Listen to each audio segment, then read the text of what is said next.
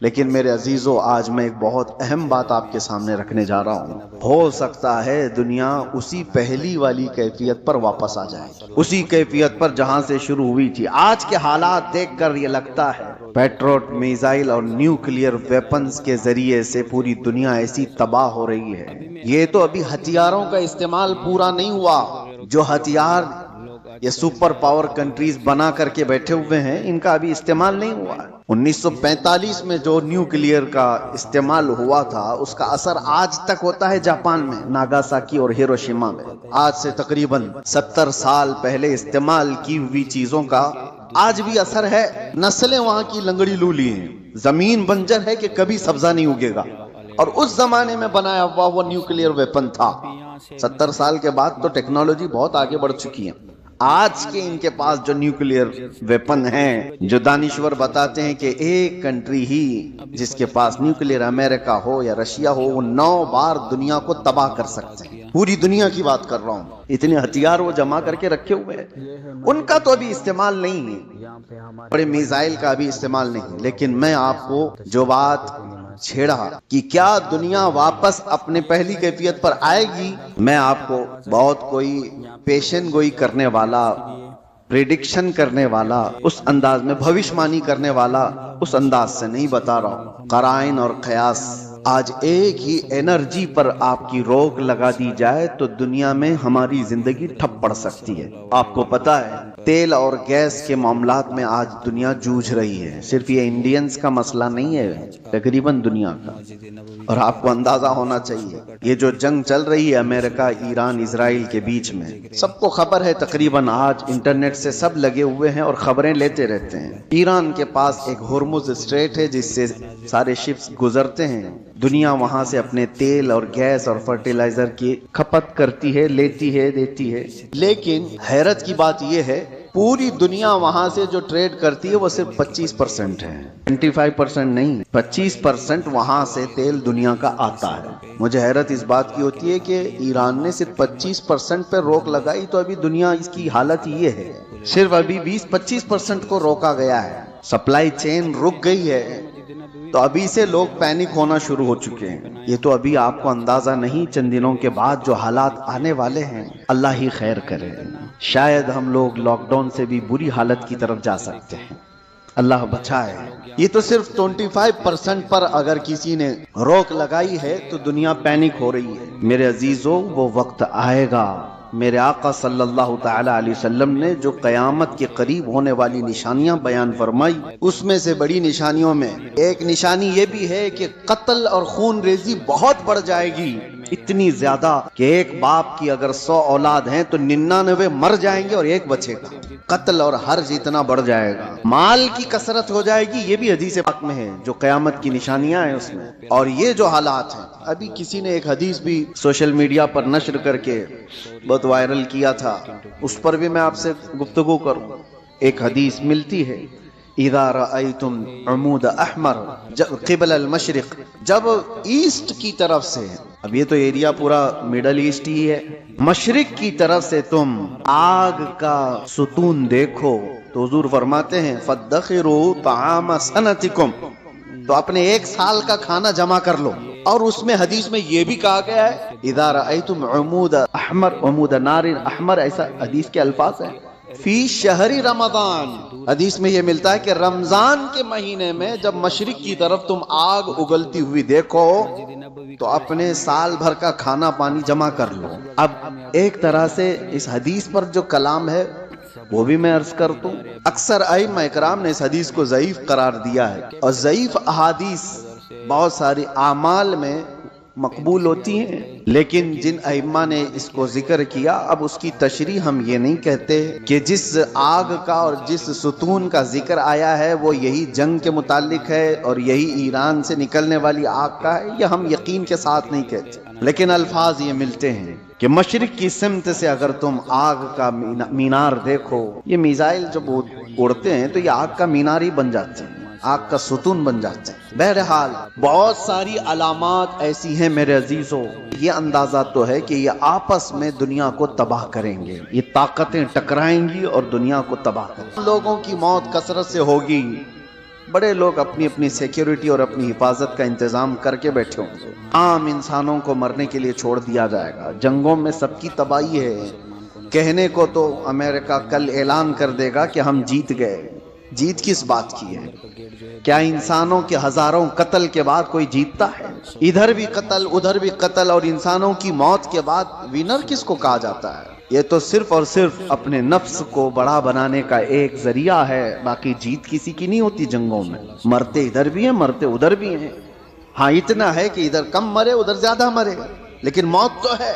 تو ناحق جو لوگوں کا قتل ہوتا ہے اور انسان اس میں مارے جاتے ہیں، یہ صرف اور صرف طاقتوں کے ٹکراؤ سے ہے. میں آپ سے ایک بات عرض کر رہا ہوں، اندازہ کرو کہ اگر دنیا نے تمہارے سپلائی چین کی نس کو تھوڑی دیر کے لیے روک لیا تو تم کیا کرو گے؟ ایک وقت وہ آئے گا جب مخبر صادق صلی اللہ تعالی علیہ وسلم نے فرمایا قحط اتنا زیادہ ہو جائے گا کہ لوگ ایک دوسرے کا گوشت کھانے کی کوشش کریں گے. قحط سالی ایسی آ جائے گی. ساری قحط سالی کس کو کہتے ہیں؟ قحط. ایک حدیث میں تو ملتا ہے کہ دجال کے آنے سے 3 سال پہلے پہلا سال ایسا ہوگا کہ زمین 1/3 حصہ سبزہ اگانا روک دے گی اور آسمان 1/3 حصہ بارش برسانا چھوڑ دے گا. اور دوسرا سال ایسا آئے گا کہ زمین آدھا حصہ سبزہ اگانا چھوڑ چکی ہوگی اور آدھا حصہ آسمان بارش برسانا روک دے گا. اور تیسرا سال ایسا آئے گا کہ زمین پورا حصہ سبزہ اگانا چھوڑ چکی ہوگی اور آسمان پورا ہی بند ہو چکا ہوگا. کوئی بوند قطرہ نہیں گرے گا بارش کا. اور اس وقت لوگ قحط میں ایسے مبتلا ہوں گے کہ ان کے پاس کھانے پینے کی کوئی چیز نہیں رہ جائے گی. یہ تو دجال کے ظہور سے پہلے کی علامت بتائی گئی ہے. لیکن کچھ روایات میں آپ کے سامنے یہ بھی رکھتا ہوں. جن چیزوں کے ہم ہیبیٹیٹ ہیں، عادی ہیں، ان چیزوں کے استعمال پر اگر روک لگی تو ہماری زندگی اتھل پتھل ہو جائے گی. آپ کو صرف ایسا لگتا ہے کہ گیس اور تیل کے رکنے سے کیا ہوگا، کسی انرجی انفراسٹرکچر پر حملہ ہونے سے کیا ہوگا. میرے عزیزو، آج جس سچویشن میں ہم ہیں ہماری زندگیاں پوری الٹ پلٹ ہو جائیں گی.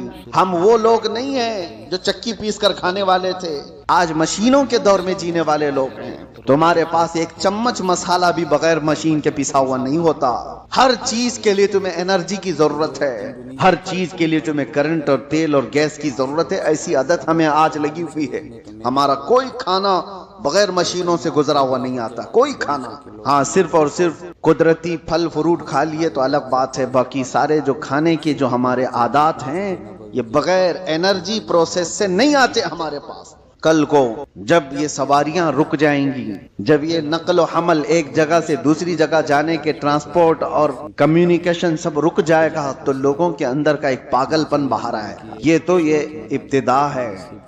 دوسری ایک چیز، آج سے تقریباً 9 سال قبل میں نے ایک بیان میں عرض کیا تھا کرپٹو کرنسی کا جو یہاں پر دنیا میں رواج لانے کی کوشش کی جا رہی ہے، اس سے کیا ہونے والا ہے. ایک بات میں آپ کو بتاؤں، ان قریب ایسے حالات آئیں گے کہ آپ کا مال و دولت سب ختم کر دیا جائے گا. آپ کے جیب میں جو یہ سکے اور پیسے ہیں ایک دن یہ سب نکل جائیں گے. ویسے بھی ابھی آدھے سے کم رہ گئے آپ کے پاس. آپ کی جو دولت ہے وہ سب آپ کے بینکوں میں ہے اور آپ موبائل لے کر کے گھومتے ہیں یا ATM کارڈ لے کے گھومتے ہیں. آپ کو بینک نے صرف اتنا بتایا اتنے ڈیجٹ ہیں آپ کے پاس پیسے. آپ کو بھی یقین ہے 10 لاکھ روپے آپ نے بینک میں جمع کیا اور 10 لاکھ کا ڈیجٹ آپ کو بینک نے دے دیا آپ کے موبائل کے میسج پر، اور آپ کو یقین ہے میرے پاس 10 لاکھ ہیں. پکڑنے میں کچھ بھی نہیں آپ کے پاس، اور نہ ہی روز جا کر کے آپ بینک کا مشاہدہ کر رہے ہیں کہ میرے جو نوٹ دیا تھا وہ ہیں کہ نہیں ہے کہ نہیں ہے. آپ کو اس سے کوئی مطلب نہیں. بینکوں نے آپ کو ایک ضمانت دے دی کہ آپ کے اتنے پیسے ہمارے پاس ہیں. ضمانت کیا ہے؟ صرف میسج ہے، وہ ڈیجٹ ہے، وہ نمبرز ہیں. انہی نمبرز پر دنیا جی رہی ہوگی. ابھی یہ رواج اور بڑھتا جائے گا. آپ جو کیری کرتے تھے سکے اور نوٹ وہ بھی ختم کر دیے جائیں گے. کچھ نہیں ہوگا کسی کے پاس، اور سارا ٹرانزیکشن آپ کا جو چلتا ہے وہ انٹرنیٹ سے چلتا ہے. جس دن انٹرنیٹ کو شٹ ڈاؤن کر دیا جائے گا سارے کے سارے فقیر ہوں گے، کسی کے پاس کچھ نہیں ہوگا. ان کے ہاتھوں میں نہ کوئی رقم ہوگی نہ کوئی پیسہ ہوگا، کیونکہ سب کچھ ان کو بتایا گیا تھا کہ بینک میں اتنے ڈیجٹ ہیں ہمارے پاس. اس کی کیا شیورٹی ہے کہ کبھی انٹرنیٹ بند نہیں ہوگا؟ اس کی کیا گارنٹی ہے میرے عزیزو؟ اسی لیے پہلے کے دور میں لوگ درہم اور دینار رکھتے تھے. درہم اور دینار کیا ہوتے ہیں؟ درہم چاندی کا سکہ ہوتا تھا اور دینار سونے کا سکہ ہوتا تھا۔ حکومتیں چاہے جتنی بھی بدل جائیں، دینار کو آپ میلٹ کرتے تو سونے کی ویلیو ہمیشہ رہتی۔ یہودیوں نے درہم اور دینار کو ہٹا کر کے کرنسی نوٹ لائے، کاغذ کے ٹکڑے جو آج ہماری جیب میں ہیں، 100 کا ہے، 200 کا ہے، 500 کا ہے، 2000 کا، جو بھی نوٹ ہیں، ڈالر ہو کہ یورو ہو کہ پاؤنڈ ہو کہ روپیہ ہو، سب کاغذ پہ ہیں۔ اور اس کاغذ کی ویلیو صرف اس لیے ہے کہ گورنمنٹ نے کہا ہے اس کی اتنی قیمت ہے، اور جس رات کو اعلان کر دے کہ کل سے یہ نوٹ نہیں چلنے والی، وہ سارے کچرے کے بہاؤ میں بھی نہیں جاتے، وہ کاغذ کے ٹکڑے ہیں، ردی پیپر ہو جائیں گے جس دن اعلان ہو جائے۔ اور ہو چکا ہمارے ہاں، تو ایک بار رات میں اعلان ہو گیا کہ 500 کے نوٹ، 1000 کی نوٹ بند ہو گئی، ختم ہو گیا۔ وہ پیپر کہاں ہے آج؟ یا اس وقت کے 2016 سے پہلے کے وہ 500 1000 کی نوٹ لے آؤ، آپ کو پکڑ کے لے جائیں گے، اس کی کوئی ویلیو نہیں ہے، اس کی کوئی حیثیت نہیں، تو وہ کاغذ کے ٹکڑے۔ تو پہلے دنیا درہم اور دینار سے کاغذ کے ٹکڑے پہ آئی، کاغذ کے ٹکڑوں سے پھر ATM کارڈ پہ آئی، پھر کارڈ بھی کیری کرنے کی ضرورت نہیں، اب صرف موبائل میں آئی، آپ موبائل سے سارا ٹرانزیکشن کرو، ادھر سے میسج ادھر گیا، ادھر سے میسج ادھر آیا۔ باقی حیرت ہوتی ہے، کبھی ہم ٹیکسی میں بیٹھے ہیں، 500 روپے ہو گئے، نہ میں نے جیب سے کچھ نکالا نہ اس نے لیا، ادھر سے میسج ادھر گیا، اس کو بھی یقین ہے میرے پاس 500 آ گئے، میرے پاس بھی وہی موبائل، اس کے پاس بھی وہی موبائل، صرف اتنا کہہ دیا اس کو کہ 500 کا ایک میسج چھلک گیا ہے، ہاں وہ آگے بڑھ گیا۔ یہ یقین بڑھتا چلا گیا ان ڈیجٹس کے اوپر، ان نمبرز کے اوپر۔ وقت ایسا آئے گا کہ ساری زندگی انہی نمبرز پر گھوم رہی ہوگی، ایک دن اچانک یہ سارے مواصلات کا ذریعہ بند کر دیا جائے گا اور لوگ قحط سالی کے شکار ہوں گے۔ آپ کس سے پوچھیں گے؟ آج جو دنیا بٹ کوئن کا اور کرپٹو کرنسی میں پیسے لگاتی ہے، اس کا طریقہ کیا ہے پتہ؟ بٹ کوئن ایک غائبانہ کرنسی ہے، کسی کنٹری کی کرنسی نہیں۔ ڈالر آپ نے دیکھا ہے، یورو آپ نے دیکھا ہے، پاؤنڈ انگلینڈ کا آپ نے دیکھا، روپیہ بھی دیکھا ہے۔ بٹ کوئن کیا ہے؟ وہ دیکھا ہی نہیں کسی نے، وہ ہے ہی نہیں، وہ ایک کرمنل دنیا چلاتی ہے، اور انہوں نے اپنی ایک قیمت اس کی لگائی ہے، اور روز بڑھتی جاتی ہے قیمت، 40 لاکھ 50 لاکھ 60 لاکھ ایک بٹ کوئن خریدنے کے لیے لوگ پیسے لگاتے ہیں۔ آپ نے 60 لاکھ روپے دے کر ایک بٹ کوئن خریدا، سامنے والے نے کہا کہ ہاں ایک بٹ کوئن آپ کا ہے، کہاں ہے وہ؟ اس نے نمبر دیا ہے خالی، کوئی سونا اور چاندی اٹھا کے نہیں دیا، کوئی گارنٹی نہیں ہے۔ بس اس پر بھی دنیا پاگل ہے، اور لاکھوں کی تعداد میں کرپٹو کرنسی اور یہ بٹ کوئن کو خریدنے کے لیے پاگل ہے دنیا، پیسے لگائی ہوئی ہے۔ جو چیز دکھ ہی نہیں رہی ہے اس کو بھی خریدا جا رہا ہے، لیا جا رہا ہے۔ میرے عزیزو، میں آپ کو ان آخری علامات کے بارے میں کہہ رہا ہوں کہ دنیا کبھی ترقی کرتے کرتے کرتے اتنے آگے جا چکی جو اس کی خود کی تباہی کا ذریعہ ہے۔ انسان خود اپنے آپ کو تباہ کر لے گا۔ آج یہ تمام ذرائع پر نربھر ہو کر کے رہنا، یہ ہماری تباہی کے قریب جانے کا ہے۔ اب میری باتوں کو کچھ ماڈرن لوگ یہ کہیں گے کہ یہ پرانے خیالات کی بات کر رہے ہیں، ترقی کو نہیں چاہتے ہیں، آسانی کو نہیں چاہتے۔ میرے عزیزو، ترقی اور آسانی کون نہیں چاہتا، لیکن تمہارے پاس شیورٹی اور گارنٹی کیا ہے؟ کسی چیز کی نہیں۔ اور آج دنیا کو جس انداز سے نربھر کر کے رکھا گیا ہے، تقریباً پوری دنیا ایسی ہے آج جو کریڈٹ پر تجارت کرتی ہے، سود پر تجارت کرتی ہے، سب کو کریڈٹ کارڈ پکڑائے گئے ہیں، تم سود بھرتے رہو، انٹرسٹ بھرتے رہو۔ لون کی دنیا پر آدھے سے زیادہ دنیا چل رہی ہے۔ میرے عزیزو، یہی قرب قیامت کی علامات ہیں، یہ نشانیاں ہیں۔ میں آج ہی پڑھ رہا تھا حدیث پاک، حضور صلی اللہ تعالی علیہ وسلم کی ایک حدیث ہے، لوگ زنا راستے پہ ایسا کر رہے ہوں گے جیسے گدھے اور کتے کرتے ہیں، اور اس زمانے میں سب سے شریف آدمی کون ہوگا پتہ ہے؟ زنا کر رہے ہوں گے لوگ ننگے ہو کر کے، ان میں سب سے شریف آدمی وہ ہوگا جو یہ کہے گا کہ بھائی تھوڑا دیوار کے پیچھے چلے جاؤ۔ وہ صرف اتنا کہنے والا اس زمانے کا سب سے شریف آدمی ہوگا۔ جو گناہ کر رہا ہے ان سے صرف وہ اتنا کہے گا کہ دیوار کے پیچھے چلے جاؤ، اتنا کہنے والا اس زمانے کا شریف آدمی ہوگا۔ وہ زمانہ قریب ہے میرے عزیزوں، اور یہاں تک کہ ایمان والوں کو لوگ تانا مار رہے ہوں گے، اس کو دیکھو یہ مسلمان ہے، اس کو دیکھو، ایسے تانا مار رہے ہوں گے جیسے چوروں کو تانا مارا جاتا ہے۔ ایمان پر زندہ رہنا اور قائم رہنا ایک بڑا مشکل ہو جائے گا۔ آج آپ کے سامنے میں یہ ساری باتیں اس لیے رکھ رہا ہوں کہ ہم قبرستان کی طرف سے گزریں گے تو یہ احساس کریں گے جو قبر میں سویا ہے وہ کتنا محفوظ ہے، کاش اس کی جگہ میں ہوتا حضور نے فرمایا، حدیث ہے یہ، قیامت کے قریب تم قبرستان سے گزرو گے تو یہ تمنا کرو کہ قبر میں سویا ہوا آدمی کتنا اچھا ہے کہ وہ مجھ سے پہلے دنیا میں فتنوں سے محفوظ چلا گیا، آج یہ سارے فتنے وہ نہیں دیکھ رہا ہے۔ ایک بات آپ یاد رکھ لینا، یہ جنگوں کے حالات دنیا کو ابھی بدل کے رکھنے والے ہیں۔ اگلے سال تک اللہ نے اگر زندگی دی تو دیکھنا دنیا کا نقشہ بدل چکا ہو، جینے کے انداز بدل چکے ہوں گے، بہت ساری نئی چیزیں آپ کو سننے میں آئیں گی اور دیکھنے کو ملیں گی، طور طریقے بدل چکے ہوں گے، اچانک ہونے والے حالات پوری دنیا کو ایک سر بدل کر رکھیں گے۔ اس لیے ہر گھڑی آپ ایکٹیو رہو کہ ایمان کے ساتھ دنیا سے جانا ہے۔ ان فتنوں کے دور میں ہر گھڑی آپ اپنے ایمان کی حفاظت کی فکر کرو۔ اب جو دور آ رہا ہے اس سے خطرناک دور دنیا کی ابتدا سے لے کر اب تک نہیں آیا، کبھی نہیں۔ اس سے زیادہ خطرناک دور کبھی پہلے نہیں آیا۔ جو آنے والا ہے وہ دجال کے ظہور کا زمانہ ہے۔ نبی اکرم صلی اللہ علیہ وسلم نے فرمایا، روئے زمین پر سب سے بڑا فتنہ ہوگا دنیا کا۔ اور نبی آخر الزمان خود دعا کرتے تھے اللہ کی بارگاہ میں کہ اللہ مجھے دجال کی فتنوں سے محفوظ رکھ۔ تو سید الانبیاء جس کی دعا کر کے پناہ مانگتے ہوں، ہمارا حشر کیا ہوگا، ہمارا حال کیا ہوگا؟ جس کو بچنے کی فکر ہوگی اللہ اس کی حفاظت کرے، جو بچنے کی فکر ہی نہیں کرتا ہو، خوف ہی نہ ہو اس کے دل کے اندر، پھر تو وہ ختم ہو جائے گا۔ اب میں ایک اور حدیث بیان کر کے میرے اپنے موضوع کے سلسلے میں نے آج کیوں چھیڑا اس کو، ایران، امریکہ، اسرائیل، یہ دنیا میں ابھی سب کی زبانوں پر چل رہے جنگ کے حالات ہیں۔ اس دوران میں نے حدیث یہ پڑھا کہ دجال کے ظاہر ہونے کا وقت جو ہے وہ اللہ بہتر جانے، لیکن جو جگہ ہے نبی پاک صلی اللہ علیہ وسلم نے فرمایا وہ بھی ایران کی طرف سے ہی ظاہر ہوگا۔ یہ دوسرے جو ہے اس پہ دجال کے ظاہر ہونے کی جگہ جو بتائی گئی وہ مشرق کی طرف سے ظاہر ہوگا۔ ایران کا ایک شہر ہے اصفہان، نبی پاک صلی اللہ تعالی علیہ وسلم فرماتے ہیں یتبع الدجال من اصفہان 70,000۔ حضور فرماتے ہیں اس شہر سے 70,000 یہودی دجال کی فوج میں شامل ہوں گے۔ اب یہ اصفہان کہاں ہے؟ اصفہان تو یہ ایران کا شہر ہے۔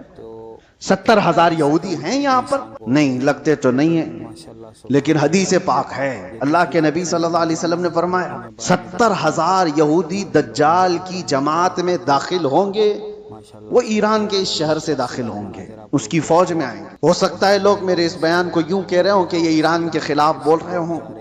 میرے عزیزو، آج جن حالات اور جو کیفیت کو ہم دیکھ رہے ہیں، ہم مظلوموں کے ساتھ کھڑے، ظالم کے ساتھ کبھی نہیں کھڑے ہوں گے۔ اسلام کی خاصیت ہے یہ، ظالم کے ساتھ کبھی نہیں کھڑے ہوں گے۔ ظالم امریکہ ہے، ظالم اسرائیل کے یہودی ہیں، پوری دنیا کو انہوں نے ظلم کی چکی میں پیسا ہے۔ لیکن ایران کی جو کیفیت ہوگی، 70,000 یہودی وہاں سے نکلیں گے اور دجال کی جماعت میں آئیں گے، تو اتنا لگتا ہے کہ غالباً ایران پر یہودیوں کا ایسا قبضہ ہوگا، تبھی تو وہاں 70,000 یہودی ہوں گے۔ وہ دور آئے گا۔ آج جس حالت میں ایران لڑ رہا ہے، چند باتیں لوگوں کو خوش کر رہی ہیں، ایران نے اتنا ٹھوکا، اتنا مارا، ہو سکتا ہے، اور یہودیوں کو اور سپر پاور کو گھٹنے ٹیکنے پر مجبور کیا، یہ وقتی طاقت ہو سکتی ہے اور اللہ کامیابی دے، ہم اس کے خلاف نہیں ہیں۔ لیکن حدیث پاک، مجھے اس حدیث پاک سے یہ لگتا ہے وہ وقت آئے گا جب ایران پر یہودیوں کا ایک غلبہ ہوگا، تبھی تو وہاں سے دجال کی جماعت میں لوگ شامل ہوں گے۔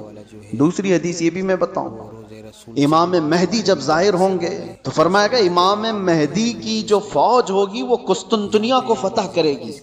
قسطنطنیہ کیا ہے؟ کانسٹنٹائن جس کو کہا جاتا ہے، یہ استنبول شہر ہے جو آج کا ترکی کا شہر۔ اب حدیث سنو، استنبول شہر کیوں فتح ہوگا؟ وہاں تو مسلمان ہیں۔ آج جو حالات ہیں استنبول میں، اذانوں کی آوازیں گونج رہی ہیں، لوگ نماز پڑھ رہے ہیں، پھر امام مہدی کیوں فتح کریں گے؟ لگتا ہے اس سے بھی یہ ہے کہ یہ بھی شہر مسلمانوں کا نہیں ہوگا اس وقت، یہ بھی عیسائی اور یہودیوں کے ہاتھ میں جا چکا ہوگا، اور امام مہدی کے زمانے میں اس کو فتح کیا جائے۔ اور حدیث کے جو الفاظ ملتے ہیں، ترتیب پہلے کیا ہونا ہے، امام مہدی ظاہر ہوں گے، وہ دمشق کی طرف لوگوں کو لے کر جائیں گے، اور پھر یہ جنگ ہوگی اور فتح قسطنطنیہ ہوگا، یعنی استنبول فتح ہوگا۔ وہ تو صرف 2 تکبیر پر فتح ہو جائے، یہ روایت میں ملتا ہے۔ امام مہدی اور مومنین کی جو جماعت ہے وہ شہر کے باہر کھڑے ہو کر اللہ اکبر کہے گی، آدھا شہر فتح ہو چکا ہوگا۔ دوسری بار اللہ اکبر کہیں گے شہر فتح ہو چکا ہوگا. بڑی جنگ کا ذکر نہیں ہے، اور فتح ہو چکا ہوگا اسی وقت یہ افواہ پھیل جائے گی دنیا میں کہ دجال ظاہر ہو گیا ہے اور اس کا فتنہ مشہور ہو گیا ہے. تو امام مہدی کے ساتھ جو لوگ ہوں گے وہ دجال کے مقابل میں وہیں سے نکلیں گے.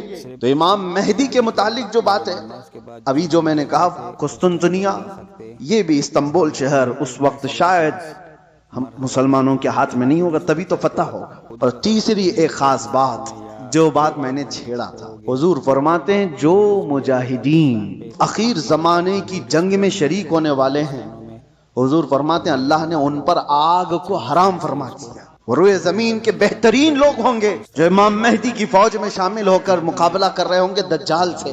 لیکن ساتھ میں حضور فرماتے ہیں، اب سنیے توجہ، جس جملے پر مجھے بہت زیادہ تعجب ہے، فرماتے ہیں حضور کہ میں یہیں سے ان کے گھوڑوں کے رنگ کو بھی دیکھ رہا ہوں. نبی پاک صلی اللہ تعالی علیہ وسلم مخبر صادق ہیں، وہ غیب کی خبر جانتے ہیں، بعد کے حالات دیکھ رہے ہیں، اللہ نے ان کو علم عطا کیا. یہ سب اپنی جگہ پر، یہ ہمارا عقیدہ ہے. لیکن اس جملے پر توجہ کرے، کیا اس زمانے کی فوج گھوڑے پر بیٹھی ہوگی؟ حضور فرمانے میں ان کے گھوڑوں کا رنگ دیکھ رہا ہوں. تو اسی حدیث سے مجھے یہ کہنا پڑا شاید دنیا جہاں سے شروع ہوئی تھی وہیں سے واپس آ جائے. دور ایسا آ جائے گا کہ جہاں سے دنیا شروع ہوئی تھی وہ گھوڑ سواری تھی، سواریاں تھیں.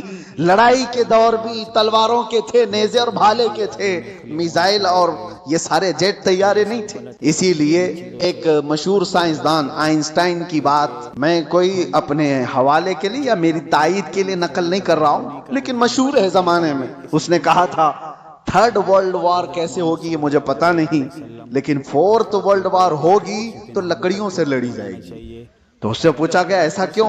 کہا تھرڈ ورلڈ وار میں دنیا اتنی تباہ کر دیں گے یہ لوگ نیوکلیئر پاور سے کہ کچھ بچا ہی نہیں ہوگا، اور بعد میں جو لوگ بچے ہوں گے وہ لکڑیوں سے لڑیں گے. یہ اس کے اپنے پریڈکشن ہو سکتے ہیں، میں اپنی تائید میں نہیں کہہ رہا ہوں، لیکن حدیث پاک حضور پاک صلی اللہ تعالی علیہ وسلم فرماتے ہیں. اور یہ ایک حدیث یہ بھی ہے کہ دجال جس گدھے پر سوار ہوگا وہ بھی حدیث میں اس کا ذکر ہے کہ وہ 1 میل تک 1 قدم رکھے گا، اور اس کی بھی سواری کا ذکر ہے. اب وہ کون سی سواری ہے اس کا ذکر آیا ہے حدیثوں میں. تو ہم حدیث کے ظاہری معنی کو بھی دیکھتے ہیں، اور ہو سکتا ہے اس کا باطنی کوئی اور معنی ہو، لیکن جب تک حدیث ظاہر میں سمجھ میں آتی ہے اسی پر ہم عمل کرتے ہیں. آخر زمانہ شاید ویسا آنے والا ہو. اسی لیے میرے عزیزوں، بہت ترقی پر جو آج عروج پر لوگ ناز کرتے ہیں، شاید دنیا ان کو پٹخ دے گی، دنیا ان کو واپس ان کے نشے کے غرور کو مٹی میں ملا کر رکھ دے گی. آج جن کے پاس پیٹروٹ میزائل ہیں، جن کے پاس چاند میں جانے کی صلاحیت، جن کے پاس مرین پنڈبیاں ایسی کہ سمندروں کو چیر کر کے نکلنے والی سارے ہتھیار سب کچھ تھا ان کے پاس، لیکن جس دن یہ ساری ٹیکنالوجی مار دی جائے گی، ختم کر دی جائے گی، یہ کسی اور کے ذریعے سے نہیں، تم آپس میں مار لو گے ایک دوسرے کو. تم نے بھی ہتھیار بنائے، ہم نے بھی ہتھیار بنائے، دونوں مار لیں گے، ایک دوسرے کو ختم کر دیں گے. پھر جینے کا سلیقہ وہی ہوگا جو انسانوں کے ابتدائی زمانے میں تھا. انسان دنیا میں جس طرح سے بغیر لباس کے سادہ سا آیا تھا، اسی انداز سے پھر جینے کا طریقہ سیکھ لے گا اور دنیا وہیں پر آ جائے گی. اور ایک حدیث حضور پاک صلی اللہ تعالی علیہ وسلم نے آخری وقت کے متعلق جو فرمایا کہ قیامت جب آئے گی تو کیا حالت ہوگی اس وقت، اور حضور نے فرمایا صرف شریر لوگوں پر، کفار و مشرکین پر قیامت آئے گی. ایمان والے ختم ہو چکے ہوں گے، حتیٰ کہ کعبہ شریف بھی جلا دیا جا چکا ہوگا. حدیث پاک میں ملتا ہے کعبہ کو ختم کرنے والا ایک حبشی شخص آئے، قرآن اٹھا لیا جائے گا روئے زمین سے. ایمان والے پوری دنیا پر نہیں ہوں گے جب قیامت آئے گی. اور قیامت آنے کے وقت، عین وقت جو سور پھونکا جائے گا، اس وقت لوگ کیا کر رہے ہوں گے؟ اس وقت حضور فرماتے ہیں کہ سب اپنے اپنے کاموں میں مشغول ہوں گے. کوئی کھیتی باڑی کر رہا ہوگا، ہل چلا رہا ہوگا، کوئی کپڑا کاٹ رہا ہوگا، اور وہ وہیں سے اپنی کینچی پھینک دے گا، ہل چلا رہا ہوگا وہی پھینک دے گا، وہ آواز سنتے ہی، یہاں تک کہ حاملہ عورت کے پیٹ سے بچہ نکل جائے اس آواز کی دہشت سے.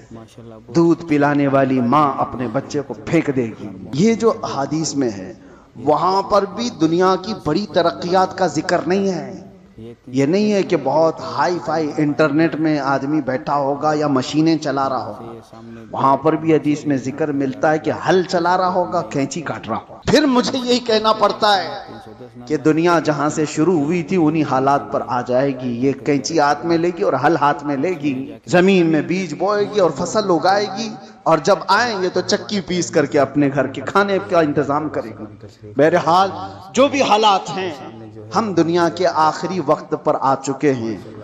اور ایک یہ بھی بات میں کہہ کر کے جاتا ہوں، بعض بزرگوں نے فرمایا امام مہدی کب ظاہر ہوں گے، تو اس کے متعلق بزرگوں نے فرمایا جب سارے مومنین دعا کرنے لگ جائیں کہ اے اللہ امام مہدی کو ظاہر فرما دے، تو اللہ تبارک و تعالی قریب ہے کہ ان کو ظاہر فرمائے گا۔ لیکن آج کی سچویشن یہ ہے، میں دیکھتا ہوں ہم ساری دعائیں کرتے ہیں، کیا مومنین کی عام جماعتیں امام مہدی کے ظاہر ہونے کی دعا کرتے ہیں کہ نہیں؟ یہ دعا کا بھی رواج عام ہو جائے کہ اللہ امام مہدی کو ظاہر فرما دے۔ جب یہ دعا کثرت سے ہونے لگی کہ وہ آ جائیں گے مہدی کے ظاہر ہونے کی۔ اور دوسری حدیث یہ بھی ہے، یذہل الناس، حضور فرماتے ہیں ان ذکر دجال، دجال کا ذکر کرنا لوگ چھوڑ چکے ہوں گے، علماء ممبروں سے بیان کرنا ختم کر چکے ہوں گے، تب دجال آئے گا۔ جب تک دجال کے بارے میں اویئرنس ہوگا لوگوں کے درمیان، دجال نہیں آئے گا۔ لوگ بیان کرنا چھوڑ چکے ہوں گے اور اس کا ذکر کرنا ترک کر چکے ہوں گے۔ یہ دونوں چیزیں ہمارے اندر آنے نہ پائیں۔ اللہ تبارک و تعالی ہم سب کو آخری زمانے کی فتنوں سے محفوظ فرمائے۔ آج جو ہونے والے حالات ہیں اس کے لیے آپ اپنے انتظامات میں، لوگ آج اپنا راشن پانی سب جمع کر رہے ہیں، میں کہتا ہوں اپنا ایمان بھی جمع کر کے رکھو، اپنے اعمال اور اپنے عقیدے کی حفاظت کرو۔ کل کے آنے والا دور، ایک دن دو دن روٹی نہ کھا کر کے اگر آپ رہ بھی جاؤ گے لیکن ایمان کے بغیر دنیا سے جاؤ گے تو ہمیشہ جہنم میں جلائے جاؤ گے۔ ایمان کی حفاظت بھی آج اتنی ہی ضروری ہے، اس لیے کہ آدمی جب مصیبتیں آتی ہیں تو انکار خدا کر بیٹھتا ہے، وہ لوگوں کے پیچھے چل بھاگتا ہے۔ وہ دور آئے گا جب لوگ اپنے مال کی طرف تمہیں بلائیں گے، تمہارے پاس ہوگا کچھ نہیں تو بھاگو گے ان کے پاس، اپنا ایمان بھی بیچ دیں، سب کچھ، کہ مجھے میرے بچوں کو کھلانا ہے، میں آج اس کے پاس جاؤں گا، اس کے پاس مال ہے، اس کے پاس کھانا پانی ہے، اس کے پاس راشن ہے، یہ سب کچھ دے رہا ہے۔ یہ کہا گیا کہ دجال روٹیوں کے پہاڑ لے کر چلے گا۔ جب دنیا میں قحط ہوگا، لوگ کھانے کے محتاج ہوں گے اور دجال کے پاس غذا کے پہاڑ ہوں گے، چل رہے ہوں گے ساتھ میں، دنیا بھوکی اس کے پیچھے لپک جائے گی کہ روٹیوں کا پہاڑ اس کے ساتھ ہے، تو کھانے کا ذخیرہ جس کے پاس ہوگا دنیا پاگل کی طرح اس کی طرف لپک جائے گی۔ تو آنے والا دور اگر قحط کا ہے تو آپ یہ بھی ایمان رکھو کہ جہاں کھانا بٹ رہا ہے وہاں ایمان والا نہیں جاتا، جہاں میرے مصطفیٰ کی محبت بٹ رہی ہے بھوک کو ترک کرے گا، میرے آقا کے قدموں کو اختیار کرے گا۔ اللہ تعالی ہمیں حضور کے قدموں میں زندگی عطا فرمائے، ایمان کے ساتھ زندہ رکھے اور ایمان کے ساتھ اس دنیا سے اٹھائے۔ وآخر دعوانا الحمدللہ رب